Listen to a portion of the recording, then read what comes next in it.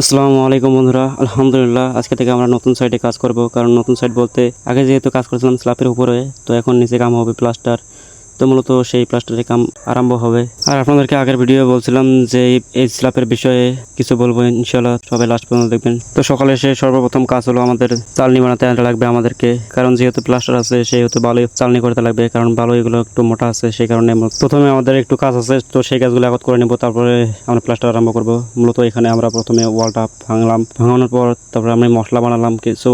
এদিকে যেটা খিড়কি আছে সেটা ব্লক করে দিতে লাগবে, কারণ আপনাদেরকে আগের ভিডিওতে বলছিলাম যে এই দিক দিয়ে আমাদের সিঁড়ি উঠবে, মূলত সেই কারণে এই দিক দিয়ে ব্লক হবে। তো সেই কারণে এই দিক দিয়ে আমরা প্রথমে জানালাটা বন্ধ করলাম, তারপর উপরে যেটা ভেন্টিলেশন বলে আর কি, সেই ভেন্টিলেশন মূলত তারপর গাঁথনি করা হচ্ছে। তো এটাও ব্লক করে দিতে হবে।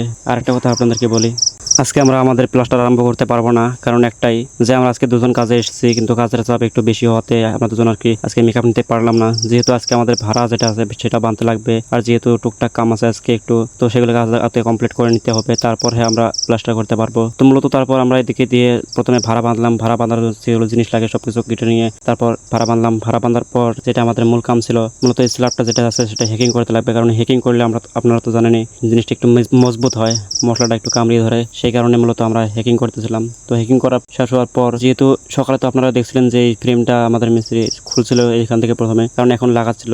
কারণ সকালে আমাদেরকে বলছিল যে এই জায়গায় ফ্রেমটা হবে না, তারপর বিকালে আবার এসে বলছে যে এই জায়গায় ফ্রেমটা হবে। তো মূলত সেই কারণে আমাদের এই কাজটা করতে হয়েছে। তো আজকের ভিডিও এই পর্যন্তই।